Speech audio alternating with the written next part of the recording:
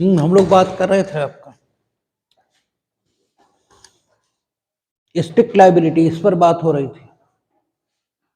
और strict liability negligence इससे अलग कैसे है, इस पर बात हुई थी। ये स्ट्रिक्ट लायबिलिटी और नेग्लिजेंस दो अलग अलग बातें हैं, और वो अलग अलग कैसे हैं, इस पर बात हुई थी। नेग्लिजेंस में क्या आपको साबित करना है कि आपने काम को करने में जो सावधानी आपको रखनी चाहिए थी वो सावधानी आपने रखी है।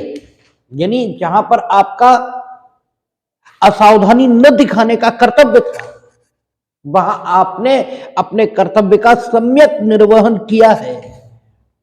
अर्थात कर्तव्य स्थिति, ड्यूटी सिचुएशन, इसके पैदा होने पर आपने ड्यूटी को प्रॉपरली डिस्चार्ज किया। यह दर्शित करके आप उपेक्षा में दायित्व से बच सकते हैं। अगर आप ये प्रदर्शित करने में सफल रहते हैं कि इनफैक्ट ड्यूटी सिचुएशन थी, आपका वादी के प्रति सावधानी बरतने का कर्तव्य था, और आपने उस सावधानी बरतने के कर्तव्य का सम्यक निर्वहन ये भी किया है, तो फिर वादी के लिए शिकायत करने का कोई अवसर कानून के मुताबिक बचता है, ये कहा ही नहीं जा सकता, क्योंकि सावधानी बरतने का कर्तव्य था और प्रतिवादी ने उस कर्तव्य का भंग ये किया ही नहीं। तो जो प्रतिवादी ने कोई कर्तव्य का भंग किया ही नहीं, तो कॉन्सिक्वेंटल डैमेज ये अगर हुआ है तो it should come under the definition of inevitable accident. ये तो ऐसी दुर्घटना है जिसे बचाया ही नहीं जा सकता था। वादी इसके प्रति प्रतिवादी जो कुछ कर सकता था वो तो बस केवल इतना ही कर सकता था कि वो सावधानी बरतता, वो उसने बरती। लेकिन इसके बाद भी सावधानी बरती, ये कब कहा जाएगा? हम लोगों ने पिछले क्लास में चर्चा की थी।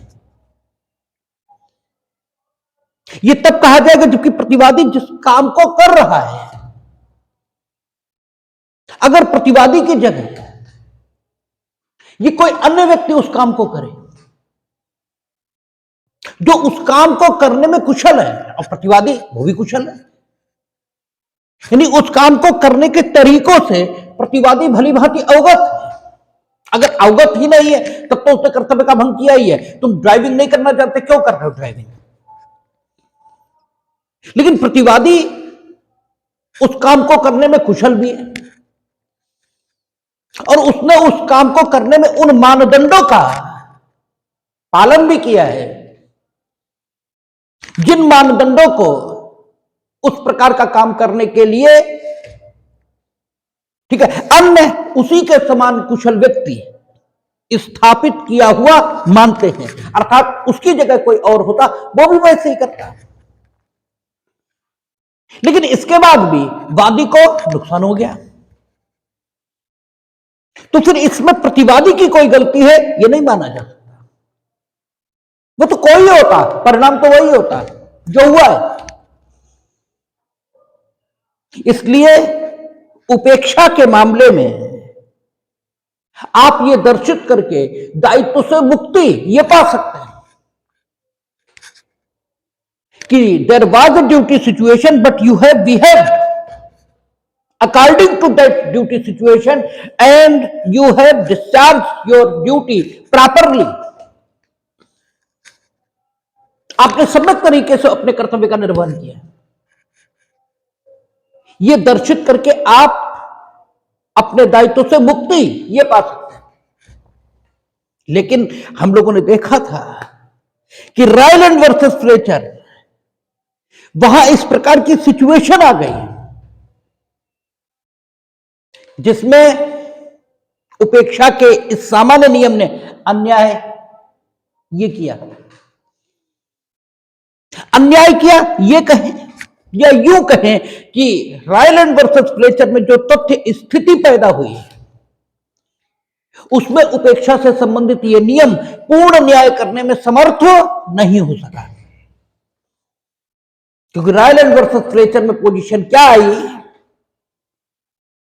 कि प्रतिवादी गण जो अपनी मिल्क की जलापूर्ति में सुधार करना चाहते थे, उन्होंने उसके लिए सक्षम इंजीनियर ये नियोजित किया।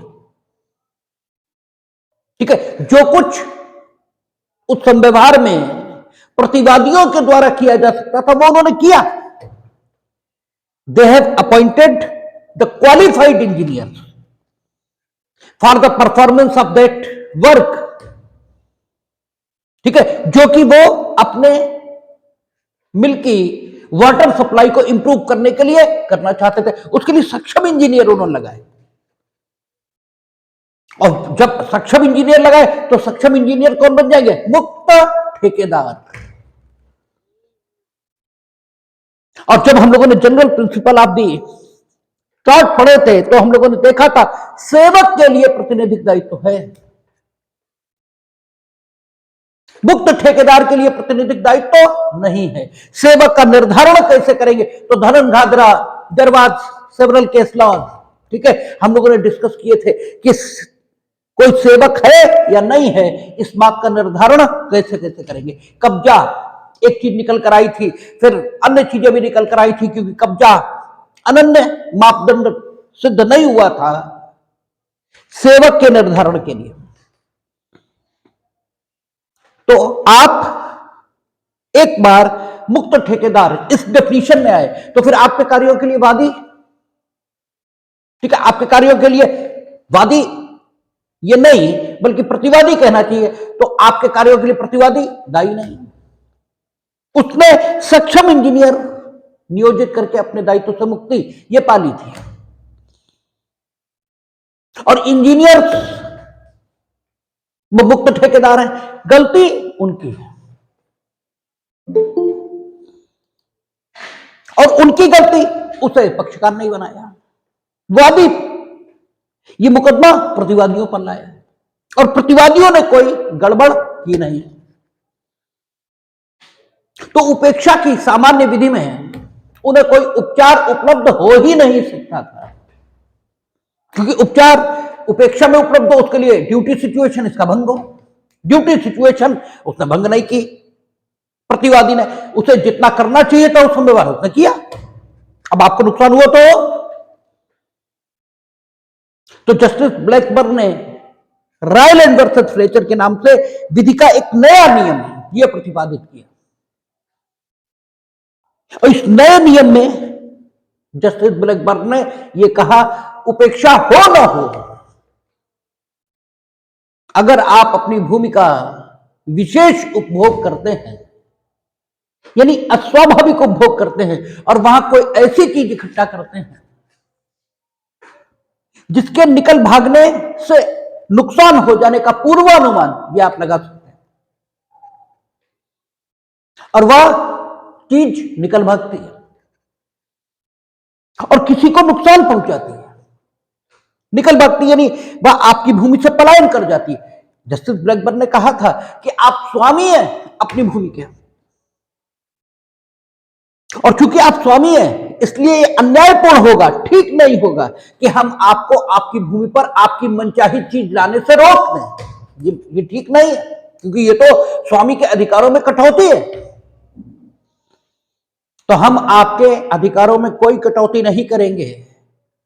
आप लाना चाहते हैं अपनी भूमि पर ऐसी वस्तु जो निकल भागने की दशा में खतरनाक सिद्ध हो सकती है दूसरों के लिए, तो हम आपको इससे नहीं रोकते, लाइए, लेकिन हम आपको दायित्व के अधीन करेंगे उन दशाओं में जबकि वह निकल भागती है और नुकसान कर देती है। क्योंकि उन्होंने कहा कि अगर निकल भागी, जैसे आम जीवन में घरों में, ठीक है, आप कहो कि अमुक काम क्यों नहीं किया, तो कहते अरे नहीं किया तो क्या हो गया, तो क्या आप इंतजार कर रहे हैं कि कुछ हो ही जाए? ठीक है, जब हो जाएगा तब आप कर क्या लेंगे? भाई पानी पड़ा है, आपने वाइपर नहीं लगाया है, ठीक है, तो क्या हो गया? कुछ तो क्या इसका मतलब जब टांग टूट जाएगी किसी की तभी लगाएंगे? कुछ क्षण तक प्रतीक्षा करें क्या? ठीक है, तो ये तो कोई अच्छी बात नहीं हो सकती। तो अगर आप ला रहे हैं खतरनाक चीज अपनी भूमि पर, तो आप अपने स्वामित्व के अधिकारों को एंजॉय कर रहे हैं, ठीक है। जस्टिस ब्लैकबर्न कहते हैं कि कोई बात नहीं, लेकिन अगर वो निकल भागती है और नुकसान हो जाता है जो पूर्वानुमानित है उसके निकल भागने की दशा में, ठीक है, तो फिर आपको दायित्व के अधीन क्यों नहीं होना चाहिए? फिर तो आपको दायित्व के अधीन होना ही चाहिए, क्योंकि आप चाहते थे उसका निकल भागना, नहीं चाहते थे, आपने सावधानी बरती थी कि वो निकल न भाग सके, या नहीं बरती थी, निकल तो भागी। और जब खतरनाक प्रवृत्ति की चीज दूसरे की भूमि पर गई है, उससे नुकसान हुआ, तो वो तो परेशानी में पड़ ही गया। तो जस्टिस ब्लैकबर्न ने, ठीक है, स्वामी के स्वामित्व अधिकार से कोई छेड़छाड़ किए बिना एक नई प्रकार की परिस्थिति के लिए दायित्व का एक नया नियम यह प्रतिपादित कर दिया, जिसे विधि की दुनिया में कठोर दायित्व का सिद्धांत यह कहा गया। फिर आपने आगे देखा था, इस सिद्धांत को house of lords, privy council, सबका समर्थन प्राप्त हुआ, ठीक है। और फिर आपने यह भी देखा इसमें कमी कहां पर आई। इसमें कमी आई थी किसमें? रीड बनाम जे लाइन एंड कंपनी, उसमें कमी दिखाई दी थी, क्योंकि इसमें पलायन के तत्व पर जोर यह दिया गया था। और पलायन का अर्थ उस मुकदमे में जो बताया गया था, वो क्या बताया गया था कि पलायन का अर्थ है परिसर से पलायन। हालांकि सुझाव, ठीक है, जे लाइन एंड कंपनी के मुकदमे में यह दिया गया था कि जो पलायन का अर्थ है वो क्या लेना चाहिए? परिसर से पलायन नहीं, नियंत्रण से पलायन, यह अर्थ लेना चाहिए। और नियंत्रण से पलायन होने की दशा में परिसर के अंदर जो लोग मौजूद हैं उनको पहुंचे नुकसान की दशा में भी, ठीक है, स्ट्रिक्ट लायबिलिटी का नियम यह लागू किया जा सकता है। और अगर परिसर से पलायन यह अर्थ ले, तो फिर परिसर के अंदर जो लोग मौजूद हैं अगर उनको नुकसान होता है तो उपेक्षा की सामान्य विधि इसी से मदद मिल सकती है। शेष उन लोगों को किसी प्रकार का प्रतिकर स्ट्रिक्ट लायबिलिटी के नियम के आधार पर नहीं मिल सकता। ये हम लोगों ने वहां देखा था, ठीक है। फिर जे लाइन एंड कंपनी में क्या हुआ था? शारीरिक क्षति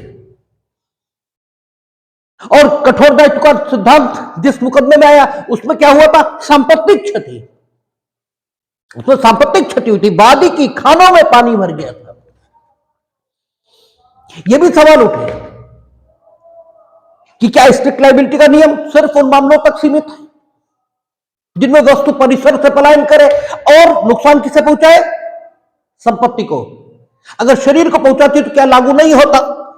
तो इस बात का उत्तर जे लाइन एंड कंपनी में नहीं आया, लेकिन बाद के मुकदमों में यह आया कि नहीं, लागू ये शारीरिक क्षति के मामलों में भी होता, लेकिन वो मर्यादा अपनी ही जगह रही कि परिसर से पलायन यही अर्थ लिया जाएगा, नियंत्रण से पलायन यह अर्थ नहीं लिया जाएगा। और इस अर्थ में, ठीक है, यह दायित्व का नया नियम अपूर्ण सिद्ध हुआ, ठीक है। इसमें अपूर्णता देखी गई, उपेक्षा से इसकी जो भिन्नता है इस नियम की, उपेक्षा में क्या है? सावधानी बरतने के कर्तव्य का सम्यक निर्वहन आपने किया है, अपरदायित्व तो नहीं है। स्ट्रिक्ट लायबिलिटी के नियम में आपने सारे प्रिकॉशन, सारी सावधानियां बरती हैं, फिर भी अगर खतरनाक वस्तु जिससे क्षति पूर्वानुमानित ये निकल जाएगी तो फिर दायित्व तो होगा। यह उपेक्षा से भिन्नता है, इसलिए ये उपेक्षा का नियम नहीं है, ठीक है। उपेक्षा टॉपिक में इसे जरूर रखा जाता है, लेकिन ये उपेक्षा के आधार पर दायित्व को उत्पन्न करने वाला नियम ये नहीं है, क्योंकि उसमें उपेक्षा का कोई अर्थ ही नहीं है। उसकी उपेक्षा रही हो प्रतिवादी की, न रही हो कोई मतलब नहीं। हां, उपेक्षा की विधि से इसकी सादृश्यता यह भी है, एक मामले में उपेक्षा जैसा ही है, और वो मामला कौन सा है? पूर्वानुमान। वहां भी क्षति पूर्वानुमानित, ये होनी चाहिए। उपेक्षा में पूर्वानुमान और सन्निकटता दो तत्व हैं जिनके आधार पर दायित्व का निर्धारण ये किया जाएगा। ड्यूटी सिचुएशन होने की दशा में भी, मतलब duty situation, breach of duty और कॉन्सिक्वेंटल डैमेज, ये तो होना चाहिए, लेकिन डैमेज जो होना चाहिए फोर्सिएबल, ठीक है, पूर्वानुमान योग्य, ये होना चाहिए। उस मामले में ये उपेक्षा के समान है, लेकिन उपेक्षा से भिन्न है। लेकिन यहां पर हमने देखा कि ये जो स्ट्रिक्ट लायबिलिटी के रूप में दायित्व का नया नियम हमारे सामने आया, यह अपूर्ण सिद्ध हुआ। किस मामले में? परिसर के भीतर जो लोग मौजूद हैं उनको अगर चोट पहुंची है तो फिर इस नियम ने कोई सहायता ये नहीं की। और इस अपूर्णता की वजह से नए नियम, इसके विधि में प्रतिपादन का मार्ग ये प्रशस्त हो गया और एब्सोल्यूट लायबिलिटी इस रूप में नया नियम आया। इसके अतिरिक्त रायलैंड वर्सेस फ्लेचर में जो विधि प्रतिपादित हुई, दायित्व के उस नियम के अपवाद, उसके 5 अपवाद, ये भी जस्टिस ब्लैकबर्न ने स्वीकार कर लिए और उन अपवादों की वजह से भी विधि में दायित्व के नए नियम, विधि यानी अकृत्य विधि, क्योंकि इस लेक्चर में जब हम विधि शब्द का प्रयोग करेंगे तो उसका अर्थ अकृत्य विधि यही होगा। तब अकृत्य विधि, इसमें दायित्व के नए नियम के सृजन का मार्ग इसलिए भी प्रशस्त हुआ क्योंकि जस्टिस ब्लैकबर्न ने 5 अपवाद स्वीकार कर लिए। ये तो कहा कि आप अपनी भूमि पर अपने स्वामित्व के अधिकारों के प्रयोग में अगर कोई ऐसी चीज लाते हैं, फिर आपने पूर्वोपाय, प्रिकॉशंस, ठीक है, रक्षोपाय, सेफ्टी मेजर्स कितने भी लिए हों, आपके बिना किसी चूक के भी अगर वो चीज निकल भागेगी तो आप दायित्व के अधीन होंगे। क्यों? क्योंकि ऐसा आप अपनी, ठीक है, जिम्मेदारी पर ही करने के लिए स्वतंत्र हैं, क्योंकि दूसरे को नुकसान पहुंचा तो दंडित तो हो गई। लेकिन इसके 5 अपवाद उन्होंने स्वीकार किए। पहला, ईश्वरीय कृत्य, जिसे आपसे पेपर में दिस मेजर ये करके पूछा जाता है। दिस मेजर क्या है, इसका अर्थ क्या है, ऐसे करके आपसे सवाल प्री में या नेट का पेपर या कहीं एलएलएम एंट्रेंस आप दे रहे होंगे बढ़िया यूनिवर्सिटी का, तो वो ईश्वरीय कृत्य नहीं, दिस मेजर लिखेंगे कि दिस मेजर ये अगर क्षति का कारण है, यानी ईश्वरीय कृत्य क्षति का कारण है, तो फिर आप अपनी भूमि पर वस्तु पलायन करने वाली ये रखे हुए थे और उसके पलायन से किसी को क्षति हुई, इसके बाद भी आप उत्तरदायी नहीं होंगे। लेकिन दिस मेजर कहते किसको? ठीक है, दिस मेजर यानी ईश्वरीय कृत्य कैसा होना चाहिए? पहला, पूर्वानुमान के योग्य नहीं होना चाहिए। मतलब, ठीक है, कोई कितनी भी व्यवस्था कर ले, ठीक है, कि अमुक चीज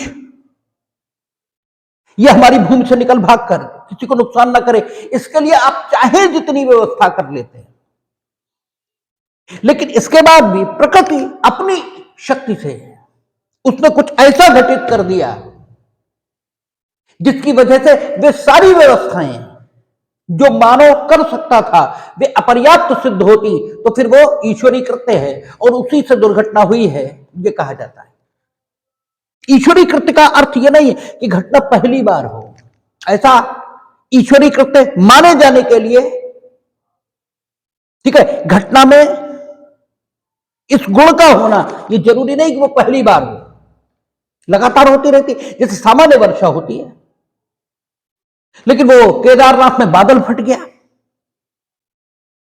ठीक है, जब पूरा तबाही आ गई थी उत्तराखंड में, ठीक है ना, तो वर्षा तो होती ही रहती है, लेकिन वो विस्मेजर है, वो प्रकृति का ऐसा अप्रतिरोध कृत्य है जिसका प्रतिरोध संभव ही नहीं है। आप कितनी व्यवस्थाएं कर लेते हैं, कैसे निपटेंगे उस प्रकार की वर्षा से? ठीक है, लेकिन एक चीज जरूरी है, अगर आपने उपेक्षा भी की है, यानी जो सावधानी आपको काम को करने में करनी चाहिए थी वो आपने नहीं की, और ईश्वरीय कृत्य ये भी हो गया, क्षति ये हुई है ईश्वरीय कृत्य के परिणाम स्वरूप। लेकिन ये प्रदर्शित कर दिया गया कि तुम्हारी असावधानी भी है तो उपेक्षा की सामान्य विधि में आप उत्तरदायी हो जाएंगे, यानी ईश्वरीय कृत्य इसका लाभ आपको प्राप्त हो, इसके लिए जरूरी है आप ये प्रदर्शित करें न्यायालय के समक्ष कि whatever you can do to avoid that situation you have done that. आपने वो सब कुछ किया है जो आप उस प्रकार की परिस्थिति के निवारण हेतु कर सकते थे, लेकिन इसके बाद भी वो स्थिति निर्मित हो गई। इस वजह से क्षति हुई है। यदि आप यह प्रदर्शित करने में कामयाब रहे तो फिर स्ट्रिक्ट लायबिलिटी, कठोर दायित्व इस नियम के रहते हुए भी आपको दायित्व से मुक्ति ये मिलेगी। और ये पिछली क्लास में भी हमने कहा था, दोहरा फिर रहा हूं कि स्ट्रिक्ट लायबिलिटी का नियम हिंदुस्तान में लागू होता है। 3 मुकदमे हमने बोले थे, जयलक्ष्मी साल्ट वर्क्स, ठीक है, versus state of Gujarat, modern cultivators versus state of Punjab, और Indian council for enviro legal action versus union of India. उसमें जरूर ये कहा कि स्ट्रिक्ट लायबिलिटी, साफ कहा स्ट्रिक्ट लायबिलिटी भारतीय विधि का भाग है, लेकिन भारतीय परिस्थितियों में दायित्व का जो नया सिद्धांत है एब्सोल्यूट लायबिलिटी का, वो अधिक उपयुक्त है।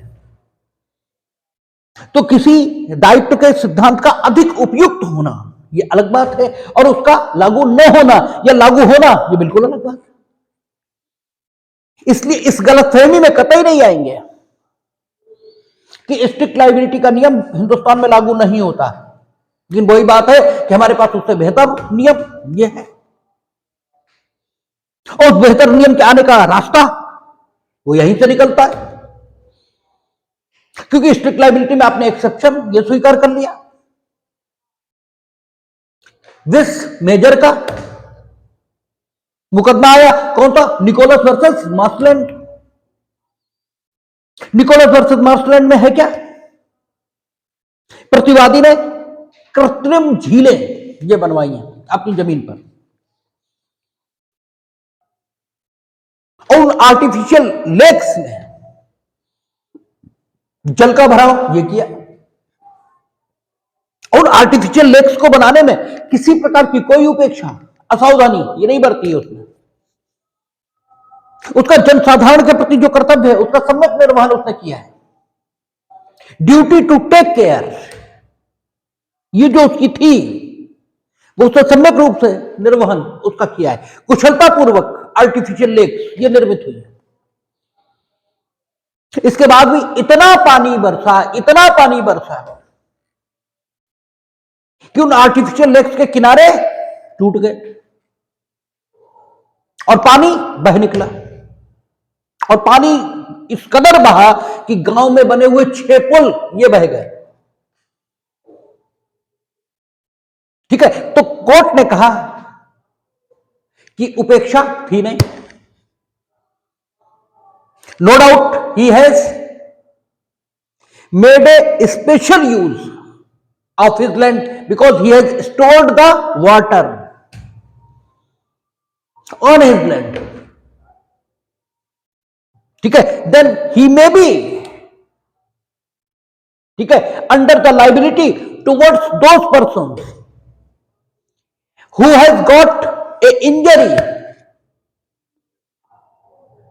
ठीक है, काहे से? उस पानी के वहां से निकल भागने में, लेकिन पानी का निकल भागना यह ईश्वरीय कृत्य का परिणाम था। ठीक है, इसलिए इस ईश्वरीय कृत्य के विरुद्ध उसने कितनी भी सुरक्षा ये बरती होती, इस प्रकार के ईश्वरीय कृत्य को विफल नहीं किया जा सकता था। इसलिए ईश्वरीय कृत्य के विरुद्ध, ठीक है, दायित्व का यह नियम रायलैंड वर्सेस फ्लेचर लागू नहीं हो सकता। और वस्तु के पलायन करने के बाद भी और दूसरों को क्षति पहुंचा देने के बाद भी प्रतिवादी का कोई दायित्व वादीगणों के प्रति नहीं है। दूसरा मुकदमा आपकी किताबों में लिखा है कि एक गैस सप्लाई करने वाली कंपनी, उसने पाइपों की फिटिंग की। आप सब साइंस के स्टूडेंट रहे होंगे, दुर्भाग्य से हम भी रहे, क्योंकि जब हम छोटे थे, जिस समय हम पढ़ते थे, उस समय घर वालों की मान्यता ये थी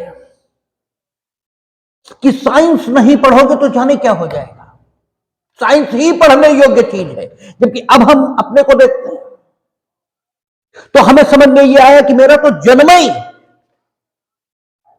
ठीक है, ह्यूमैनिटीज पढ़ने के लिए हुआ था।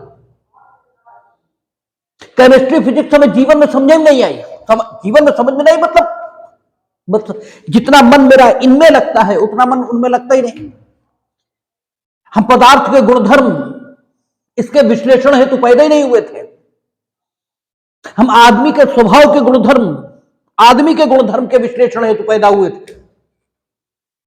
अनावश्यक हमें साइंस पढ़ा डाली, लेकिन पढ़ा डाली तो पढ़ाई डाली, ठीक है, उसका हम कर भी क्या सकते हैं, ठीक है। तो आप सबने भी इसी प्रकार के दुर्भाग्य का सामना भी किया होगा, ठीक है। तो आप लोगों ने जाना होगा कि जाड़ों में वस्तुएं सिकुड़ती हैं और गर्मी में फैलती हैं। तो पाइप की फिटिंग गैस सप्लाई करने वाली कंपनी ने की है। सामान्य पाले में उन पर कोई असर नहीं होना था, लेकिन असाधारण पाला पड़ा तो पाइप फट गए कई जगह से। तो ये डिसमेजर के परिणाम स्वरूप और गैस निकलकर उसने नुकसान कर दिया। इसके बाद भी कंपनी को दायी नहीं ठहराया गया। तो आप देखें कि रायलैंड वर्सेस फ्लेचर, मेरा ख्याल है ये 18वीं शताब्दी, ठीक है, 19वीं शताब्दी में, 1800 कुछ में आया है तो 19वीं शताब्दी में ये नियम आया है और आज 21वीं शताब्दी चल रही है। 300 बरस हो गए लगभग में,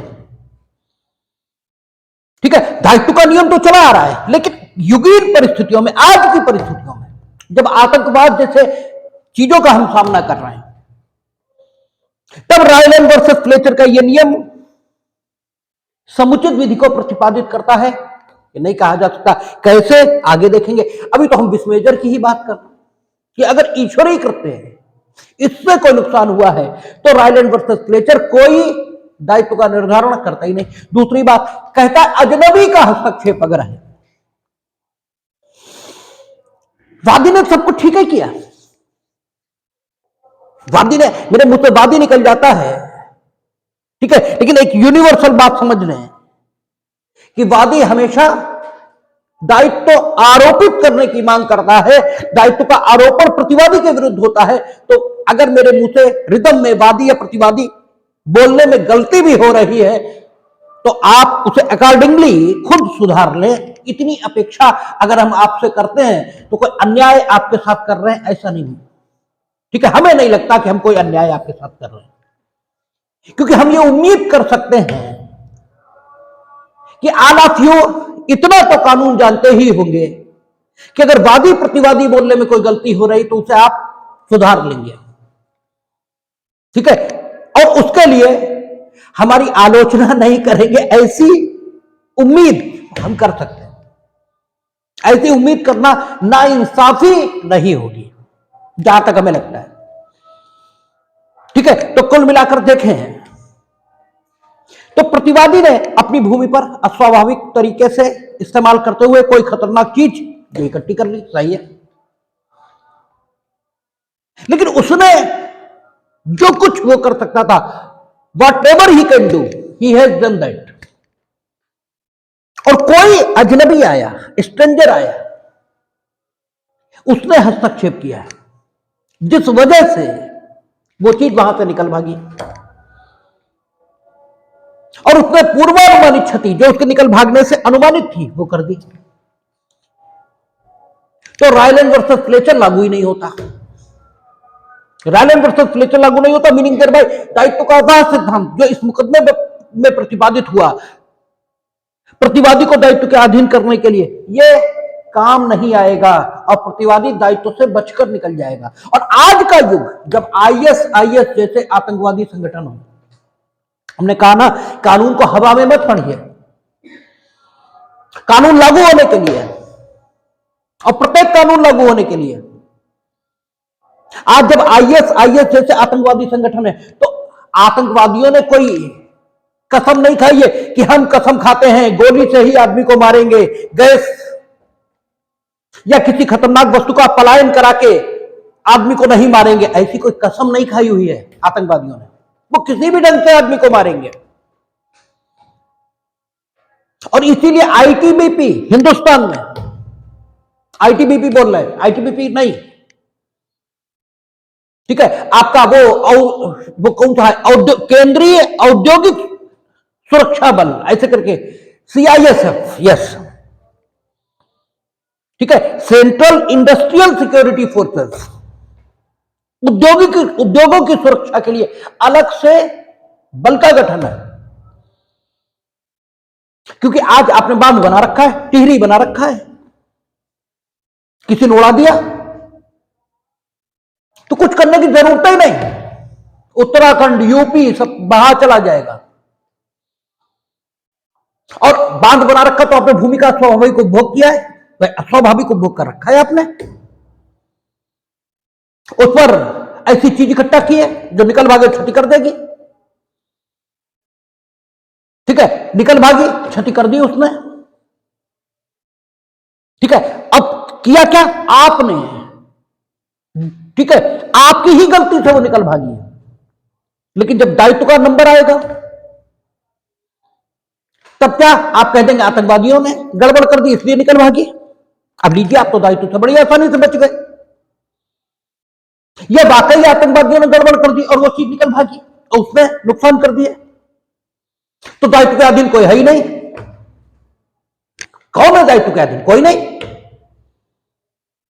स्टेट अपनी लोक कल्याणकारी राज्य की कैपेसिटी में लोगों को, मृतकों को कुछ देना चाहे तो दे दे, लेकिन अधिकार के नाते अकृत्य की विधि में वे कोई प्रतिकर प्राप्त नहीं कर सकते। और अधिकार होना अलग बात है और कृपा प्राप्त करना अलग बात है। स्टेट लोक कल्याणकारी राज्य होने के नाते कृपा पूर्वक हालांकि कर ही देते हैं, दुर्घटना मर जाते कर देते कंपनसेशन का लोग, ठीक है, ऐलान, लेकिन न करें तो आप क्या कर लेंगे उनका? आप अधिकार के नाते उनसे कुछ भी नहीं पा सकते। तो आज की तिथि जब हाईली इंडस्ट्रियलाइज सोसाइटी हुई है और बहुत खतरनाक प्रकृति के उद्योग ये कायम किए जा रहे हैं, और वे खतरनाक प्रकृति के उद्योग, ठीक है, आपका विकास की जरूरतों को देखते हुए स्थापित किया जाना जरूरी है, उनके बिना भी काम नहीं चलेगा, ठीक है। उन दशाओं में रायलैंड वर्सेस फ्लेचर का नियम ये अपर्याप्त है, क्योंकि ये अजनबी के कार्यों के विरुद्ध कोई सुरक्षा देता ही नहीं, ठीक है। आप सोचो यूनियन कार्बाइड वो तो अरबों की कंपनी थी, अगर रायलैंड वर्सेस फ्लेचर नियम था उस समय, रायलैंड वर्सेस फ्लेचर का, वकील लोग चाहते ये तर्क लेते, नहीं लिया, उन्होंने अपना मामला सामान्य उपेक्षा की विधि पर आधारित किया। क्यों? इसलिए क्योंकि अगर करते यूनियन कार्बाइड 200 करोड़ आईएसआईएस को देता, आईएसआईएस कह देता कि हमने, आईएसआईएस तब नहीं था, लेकिन आईएसआईएस जैसे आतंकवादी संगठन वो तो थे, हिजबुल्लाह, ठीक है, ऐसे जाने कितने संगठन, हूती, ठीक है, वो कह देते हमने करवाया है, ले लो अंगूठ, ठीक है, फिर तो अजनबी का के कार्यों से हस्तक्षेप हुआ है। इसलिए रायलैंड वर्सेस फ्लेचर में, ठीक है, 19वीं शताब्दी में इस प्रकार का अपवाद स्वीकार करना न्यायोचित होगा, जिस वजह से जस्टिस ब्लैकबर्न ने इस बात को स्वीकार किया कि अगर प्रतिवादी अपनी जमीन पर कोई खतरनाक चीज लाता है और कोई अजनबी हस्तक्षेप करता है जिस वजह से वो चीज निकल भागती है, तो प्रतिवादी का दायित्व तो नहीं होगा। ये विभिन्न परिस्थितियों में ये सिद्धांत न्यायपूर्ण होगा। आज की तिथि पर यह सिद्धांत न्यायपूर्ण थोड़ा ही बचा, लेकिन यह भी एक अपवाद, यह रायलैंड वर्सेस फ्लेचर का है।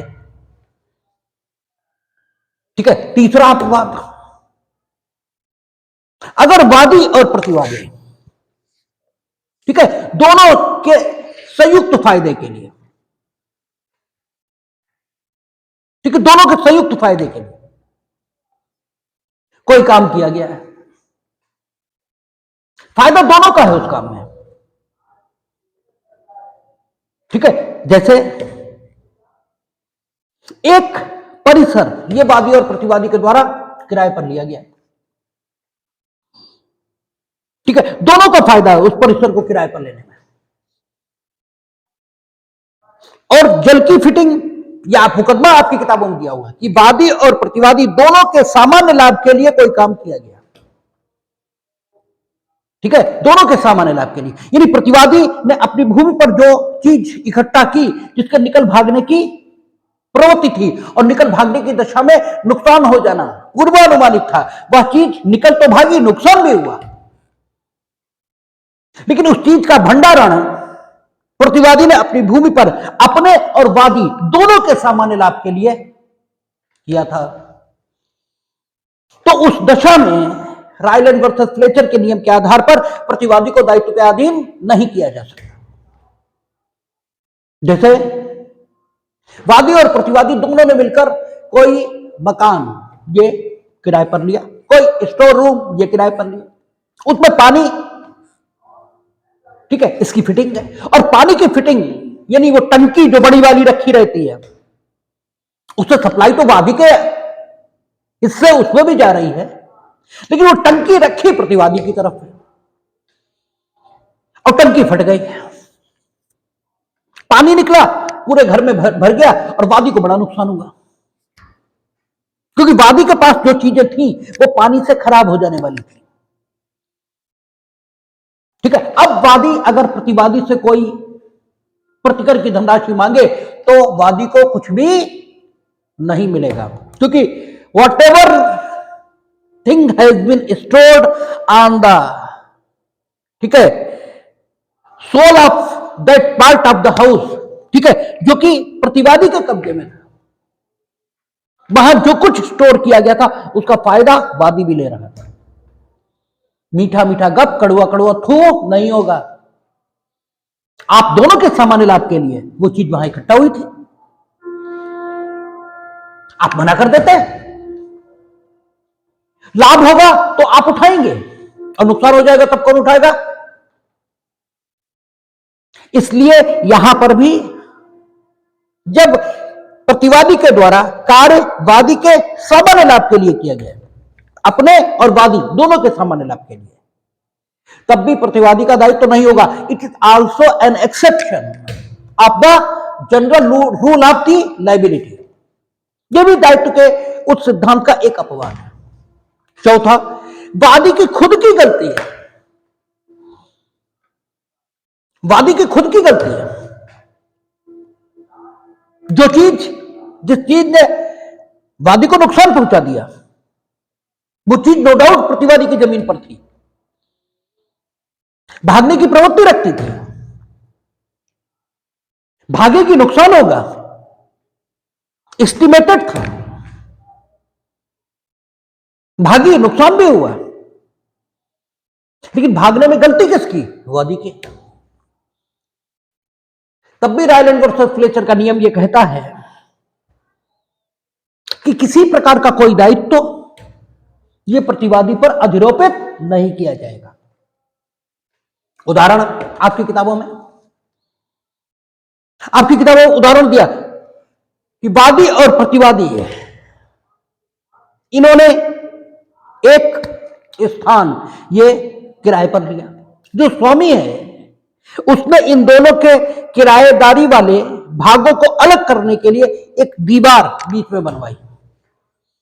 वो दीवार इन दोनों के भागों को अलग करती थी और सीमांकन का काम जो इन दोनों के भागों के संबंध में सीमांकन था, वो भी इसी दीवार से होता था। और इस दीवार को सुरक्षित बनाए रखने के बाबत दोनों पक्षों ने संविदा परस्पर नहीं, स्वामी से की थी। यानी वादी की संविदा भी स्वामी से थी और प्रतिवादी की संविदा भी स्वामी से थी कि वो दीवार को सुरक्षित बनाए रखेंगे। दोनों में से किसी ने दीवार सुरक्षित बनाए नहीं रखी, दोनों में से किसी ने नहीं। ठीक है, उसके बाद क्या हुआ? प्रतिवादी की जमीन पर प्रतिवादी के अपने पशु ये चल रहे थे। प्रतिवादी का घोड़ा ये वादी की भूमि पर पहुंचा और उसके घोड़े उसके भी घोड़े चल रहे थे। उन घोड़ों के एक बच्चे को उसने बुरी तरह घायल किया। वादी ने मुकदमा यह संसिद्ध किया प्रतिवादी के विरुद्ध। प्रतिवादी ने तर्क लिया कि आप मेरी भूमि पर भागने वाली चीज इकट्ठी थी, भागी, पलायन किया, उसने नुकसान किया, लेकिन इनकी खुद की गलती है। इन्होंने दीवार क्यों नहीं सही रखी? इनका दायित्व तो था संविदागत, ये दीवार सही रखते, इन्हें क्षति नहीं होती। तो न्यायालय ने नकारा इस बात को। न्यायालय ने कहा कि पहली बात, संविदा उसकी किसके साथ थी? स्वामी के साथ। तुमसे क्या मतलब उसका? तुमसे क्या मतलब? अगर उसके कारण से स्वामी को कोई नुकसान हो तो स्वामी इनके खिलाफ मुकदमा ला सकता है कि भाई दीवार आपने सुरक्षित नहीं रखी, जबकि संविदागत दायित्व तो आपका था, तो आपको तो इसका फायदा मिलेगा नहीं। और दूसरा, न्यायालय ने यह भी कहा कि उपेक्षा की सामान्य विधि में भी जो जानवरों के पालक हैं, जानवरों द्वारा पहुंचाई गए नुकसान के लिए वे दायित्व के अधीन होते हैं। यहां वादी की स्वयं की त्रुटि भी नहीं है और रायलैंड वर्सेस फ्लेचर के मुताबिक भी, और उपेक्षा की सामान्य विधि के मुताबिक भी आपका दायित्व है। यानी अगर वादी की त्रुटि होती तो शायद दायित्व तो नहीं होता। तो ये चार अपवाद ये सामने है। पांचवा, अगर प्रतिवादी को विधायिका के अधिनियम के द्वारा किसी काम को करने के लिए, और यहां रायलैंड वर्सेस फ्लेचर में काम, ठीक है, ये जो काम है वो कौन सा है? अपनी संपत्ति पर खतरनाक चीज को इकट्ठा करने का, यही तो काम है। इसी काम के संदर्भ में चर्चा चल रही है। तो अगर विधान द्वारा अधिकृत यह किया गया है रेस्पोंडेंट को, और रेस्पोंडेंट ने विधान द्वारा अधिकृत किए जाने के आधार पर अपनी भूमि पर भाग निकलने की प्रवृत्ति रखने वाली, पलायन की प्रवृत्ति रखने वाली चीज का जमाव करके अपनी भूमि का अस्वाभाविक उपभोग किया है, और चीज वहां से पलायन कर गई और उसने वह क्षति कारित कर दी जो पूर्वानुमानित थी, तो भी विधान द्वारा अधिकार दिए जाने के कारण प्रतिवादी किसी प्रकार के दायित्व के अधीन नहीं होगा। ये 5 एक्सेप्शन। लेकिन एक चीज खूब समझ लें, विधान अगर आपको अधिकार दे रहा है तो इसलिए नहीं दे रहा कि आप आम जनता को परेशान करेंगे। ठीक है, विधान आपको अधिकार काहे के लिए दे रहा है? समाज को ठीक ढंग से चलाने के लिए। तो अगर विधान द्वारा दी गई शक्तियों का भी आपने उपेक्षापूर्ण ढंग से उपभोग किया है तो दायित्व तो पैदा होगा। जैसे अतिक्रमण हटाने का आपका अधिकार है, तो अतिक्रमण इस ढंग से हटाइए ना कि भवन से अतिक्रमण हटे किंतु भवन को कम से कम क्षति ये हो। ये थोड़ी कि जेसीबी लगाई और पूरा गिरा दिया या हिला दिया पूरे भवन को। हां, विधान द्वारा अधिकृत किए गए काम को करने का कोई अन्य तरीका था ही नहीं, और फिर आपने विधान द्वारा अधिकृत काम किया किंतु उससे किसी को क्षति हो गई तो हो जाए, ठीक है ना। फिर आप विधान द्वारा अधिकृत किए जाने का तर्क ये उठा सकते हैं।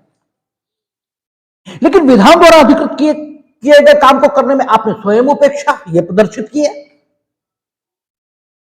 तो फिर आपको विधान द्वारा दिए गए प्राधिकार का कोई लाभ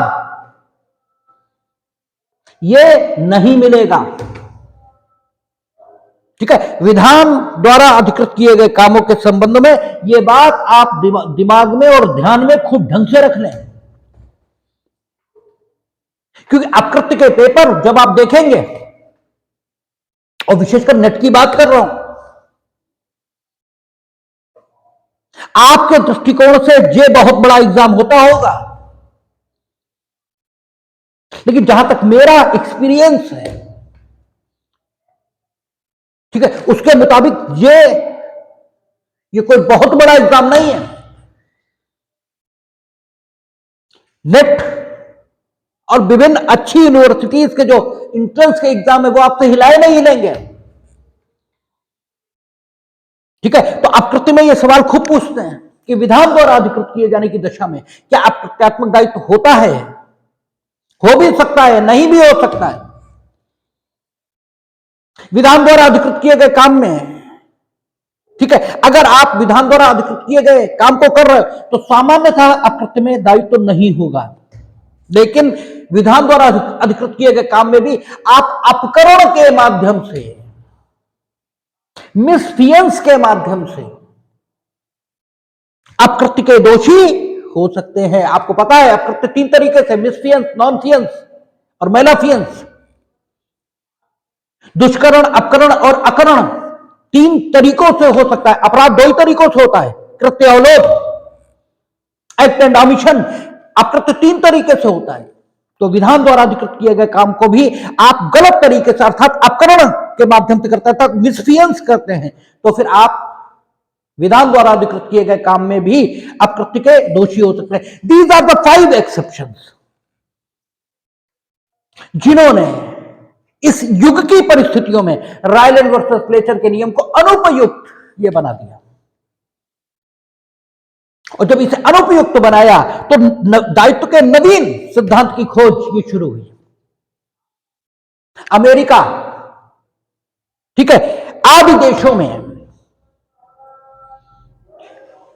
दायित्व के इस सिद्धांत में जो रायलैंड वर्सेस फ्लेचर में खोजा गया था, इसमें सुधार इस रूप में कर लिया गया कि उसमें परिसर के भीतर मौजूद व्यक्तियों के प्रति भी दायित्व को स्वीकार कर लिया गया और पलायन का अर्थ नियंत्रण से पलायन ये ले लिया गया। ठीक है, कब्जे से पलायन, वो परिसर से पलायन ये नहीं। लेकिन हिंदुस्तान में अभूतपूर्व प्रगति इस दिशा में हुई और वर्तमान युगीन परिस्थितियों में जब आतंकवाद है और हाईली इंडस्ट्रियलाइज सोसाइटी है, उसमें दायित्व के नवीन सिद्धांत की स्थापना हुई जिसे पूर्ण दायित्व का सिद्धांत कहते हैं। और पूर्ण दायित्व का सिद्धांत ये कठोर दायित्व के सिद्धांत से अलग कैसे है, ये अभी हम लोग चर्चा करेंगे। ठीक है, तो हम लोग देखेंगे कि पूर्ण दायित्व का सिद्धांत, ये कठोर दायित्व का सिद्धांत इससे 3 मामलों में बिल्कुल अलग है। और हमने कहा कि जब भी आप प्रश्न इसका उत्तर दे रहे हैं तो आप बड़ी आसानी से प्रदर्शित ये कर सकते हैं कि आपको सिद्धांत के बारे में पूर्ण जानकारी है। जो पूर्ण दायित्व का सिद्धांत है ये कठोर दायित्व के सिद्धांत से 3 मामलों में अलग हो जाता है। पहला अंतर जो आता है वो ये कि पूर्ण दायित्व का सिद्धांत परिसर के अंदर मौजूद व्यक्तियों और परिसर के बाहर मौजूद व्यक्तियों दोनों में कोई अंतर ये नहीं करता। ठीक है, जबकि रायलैंड वर्सेस फ्लेचर में परिसर के अंदर मौजूद व्यक्तियों की दशा में कोई दायित्व, ठीक है ना, वस्तु के पलायन कर जाने से उत्पन्न क्षति के लिए ये नहीं होगा। ये किसमें आ गया था? रीड बनाम जे लायन एंड कंपनी। क्योंकि पूर्ण दायित्व का सिद्धांत इस प्रकार की का कोई अंतर ये नहीं करेगा। ये परिसर के अंदर मौजूद व्यक्ति और परिसर के बाहर मौजूद व्यक्ति दोनों में, ठीक है, दोनों ही दशाओं में अनुतोष उपलब्ध कराता है। ये एक फर्क हो जाता है स्ट्रिक्ट लायबिलिटी और एब्सोल्यूट लायबिलिटी। दूसरा फर्क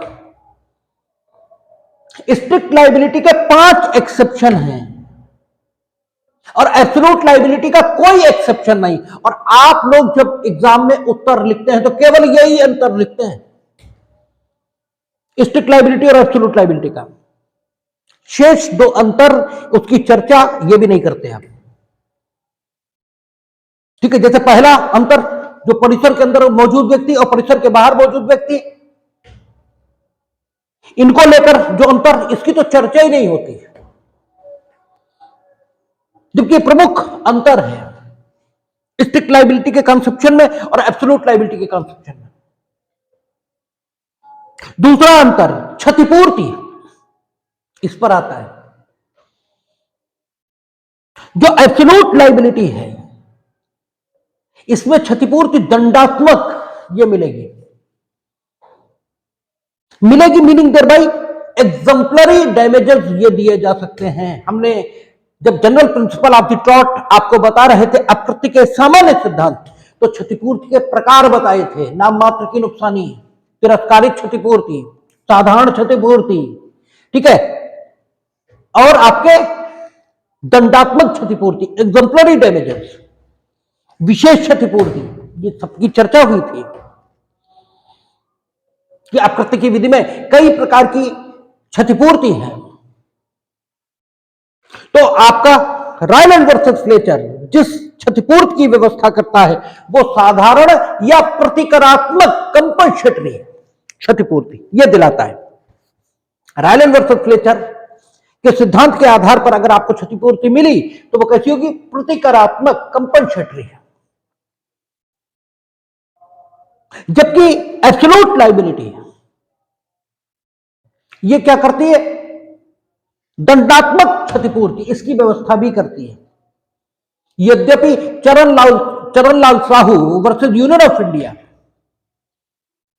उसमें तत्कालीन मुख्य न्यायमूर्ति महोदय ने ये कहा कि एब्सोल्यूट लायबिलिटी में, ठीक है, एब्सोल्यूट लायबिलिटी जिस मुकदमे में आई उस मुकदमे में ये जो कहा गया कि दंडात्मक क्षतिपूर्ति ये दिलाई जा सकती है, ये आर्बिटर डिक्टा इतरोक्ति के रूप में कहा गया है, इसलिए इसमें बाध्यकारी बल ये नहीं है। क्योंकि आपको मालूम है कि ज्यूरिस्प्रूडेंशियल प्रिंसिपल्स के मुताबिक जो कुछ आर्बिटर डिक्टा या इतरोक्ति के रूप में न्यायालय द्वारा कहा जाता है उसमें बाध्यकारी परसुएसिव फोर्स ये तो होता है, लेकिन बाध्यकारी बल इसका अभाव होता है।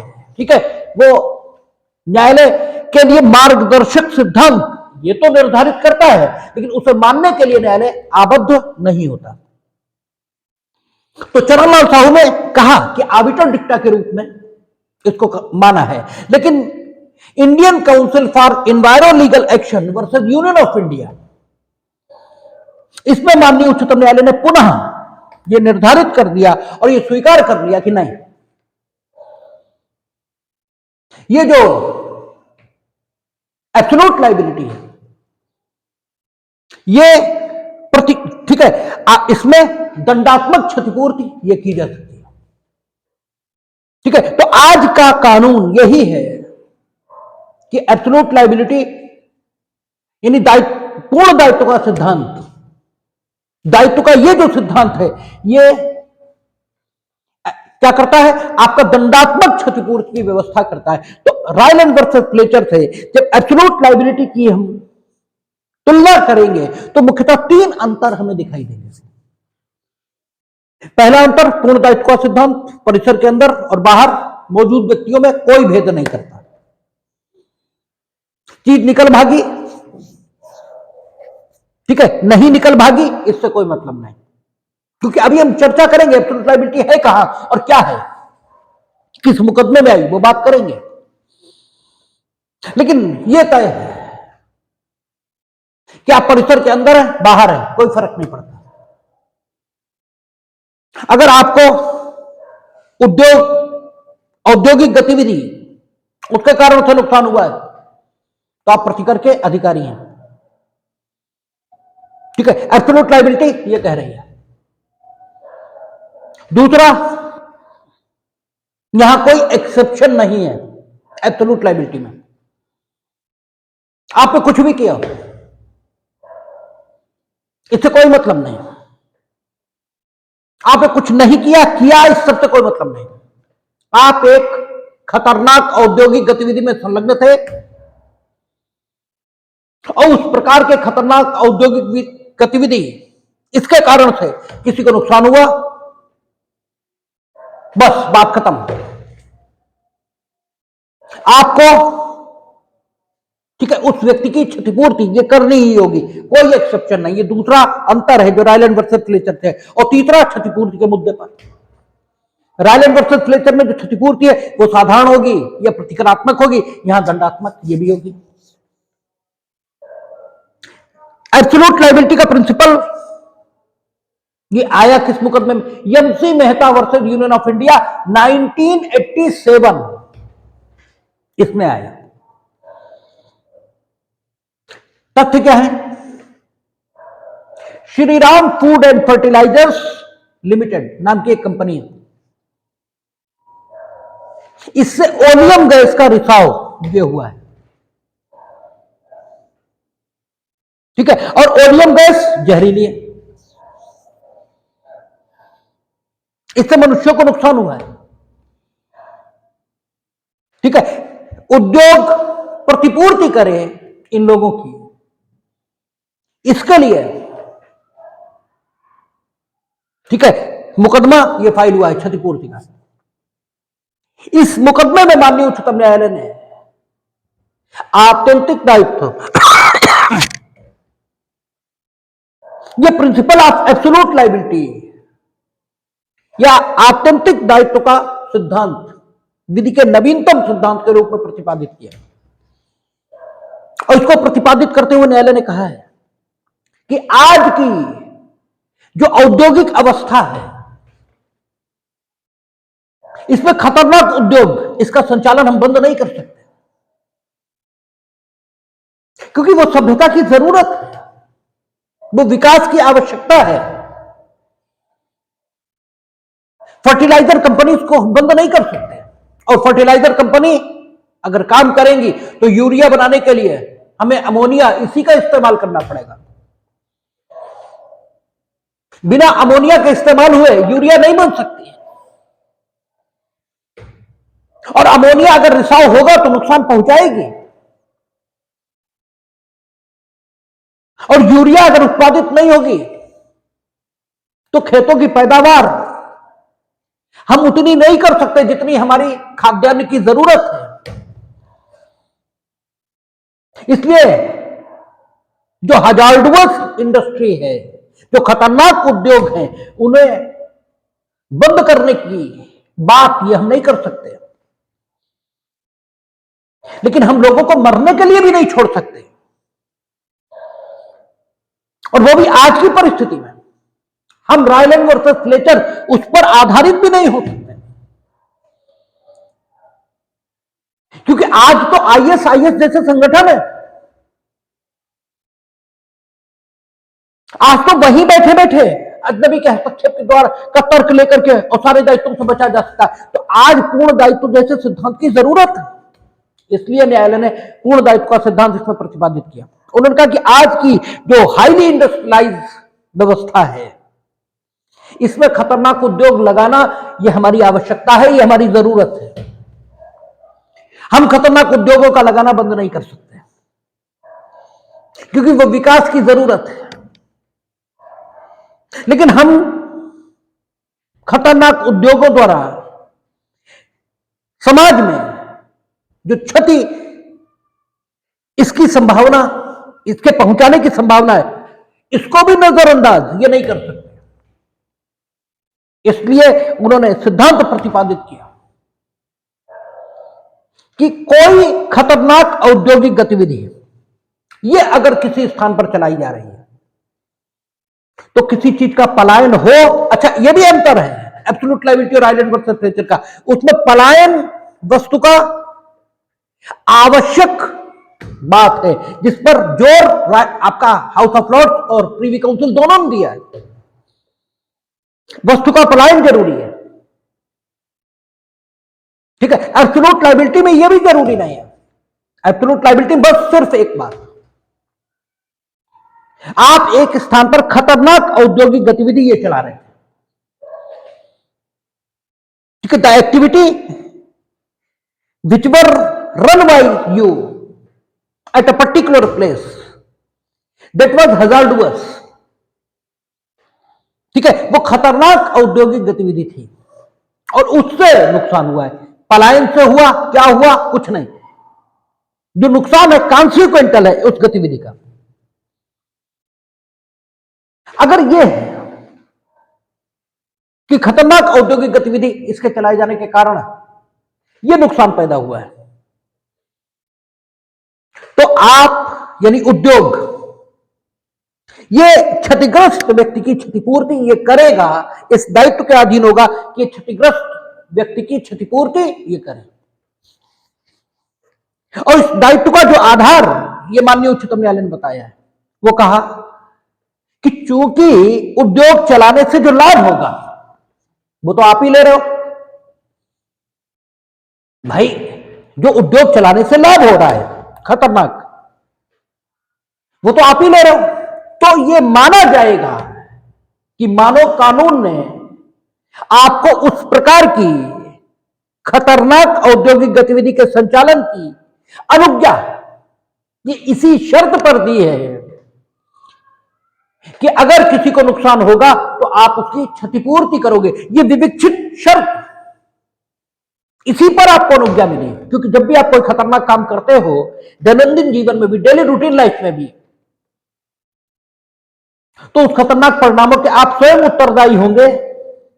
यह विविक्षित शर्त रहती है खतरनाक परिणामों के उत्पन्न होने की दशा में, यह खतरनाक कामों को करने में यह विविक्षित शर्त होती है। हम लोग कहते भी हैं कि पहले नहीं जानते थे, जब काम कर रहे थे तो तुम्हें नहीं मालूम था कि यही होगा जो हुआ है, अब किया तुमने तो भरेगा कौन, यही कहते हैं कि किया तुमने तो भरेगा कौन। यही सामान्य जीवन की सामान्य बात, एब्सोल्यूट लायबिलिटी का आधार यह बताई है माननीय उच्चतम न्यायालय ने कि जो खतरनाक गतिविधि आपने चलाई उसके संचालन की अनुज्ञा आपको इसी विविक्षित शर्त पर मिली थी कि अगर इससे किसी को नुकसान होता है तो आप उसकी क्षतिपूर्ति ये करेंगे। और दूसरा आधार उन्होंने बताया कि इस खतरनाक गतिविधि को सुरक्षित रूप से कैसे संचालित किया जा सकता था, इसकी जानकारी भी आपके अलावा किसी को नहीं थी। जो संचालित कर रहा था गतिविधि उसी को तो पता था, इसके अलावा किसी को नहीं थी। इसलिए उन्होंने कहा पूर्ण दायित्व का सिद्धांत यह प्रतिपादित हुआ किसमें, MC Mehta versus 1987, MC Mehta versus union of India 1987 में। और ये आज भारत में प्रचलित जो दायित्व का सिद्धांत है, रायलैंड वर्सेस फ्लेचर निरस्त नहीं हुआ, ठीक है, ऐसा नहीं हुआ कि वो रिपील हो गया, ओवर रूल हो गया, वो भी है, लेकिन जो सिद्धांत अधिक उपयुक्त होगा युगीन परिस्थितियों में, भारतीय परिस्थितियों में, तो भारतीय परिस्थितियों में सिद्धांत ज्यादा उपयुक्त है, क्योंकि वो तो परिसर के बाहर, परिसर के अंदर पलायन, साधारण क्षतिपूर्ति इसकी बात करेगा, ठीक है। और यहां दंडात्मक क्षतिपूर्ति ये दी जाएगी। उद्योग जितना बड़ा होगा क्षतिपूर्ति की रकम उस पर उतनी ही अधिक न्याय निर्णीत की जाएगी।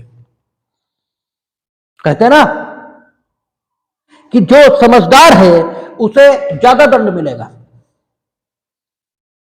एक, ठीक है, अनपढ़ से आदमी ने, एक जरूरतमंद ने चोरी कर ली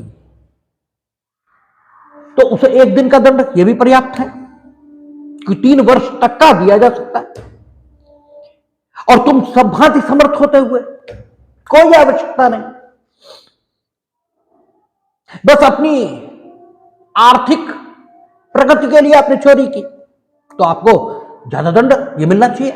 तो ऐसे ही एब्सोल्यूट लायबिलिटी का प्रिंसिपल है जो कहता है कि जितना संपन्न उद्योग होगा उतना ही, ठीक है, क्षतिपूर्ति की रकम ये बढ़ेगी, ठीक है। तो आज हिंदुस्तान में दायित्व का जो नियम प्रचलित है, वो आत्यंतिक दायित्व का सिद्धांत है, ठीक है, और ये अधिक प्रचलन है। ये आपका स्ट्रिक्ट लायबिलिटी, ये कंप्लीट हुआ। अब उपेक्षा में हम लोगों ने देखा था, हमने कहा था उपेक्षा सावधानी बरतने के कर्तव्य है, इसका भंग करने पर भी उपेक्षा के अंतर्गत दायित्व ये पैदा होगा। और जहां पक्षकारों में विशेष संबंध है, विशेष प्रकार के संबंध है, वहां कुछ न करने से अर्थात लोप, चूक, व्यतिक्रम, इससे भी दायित्व उत्पन्न हो सकता है। इसके जहां पक्षकारों के मध्य विशेष प्रकार के संबंध हैं, वहां पक्षकार गतिविधि, कर्तव्य इसके अधीन होते हैं, उन्हें कुछ करना पड़ता है, और अगर वे उस करने योग्य काम को न करने का काम करते हैं तो भी उपेक्षा में दायित्व उत्पन्न हो सकता है। इसी प्रकार के एक दायित्व का उदाहरण, ठीक है, वो कौन सा है? जब आप किसी के परिसर में प्रवेश करते हैं और उस परिसर का कब्जेदार जो है वो कुछ करने में चूक करता है जिसकी वजह से आपको नुकसान होता है, तब कब्जेदार का परिसर में प्रवेश करने वाले व्यक्तियों के प्रति क्या कर्तव्य है, इस पर चर्चा हम लोग, ये उपेक्षा का अगला टॉपिक है जिस पर हम लोग चर्चा करेंगे, और ये कल अगली क्लास में करेंगे।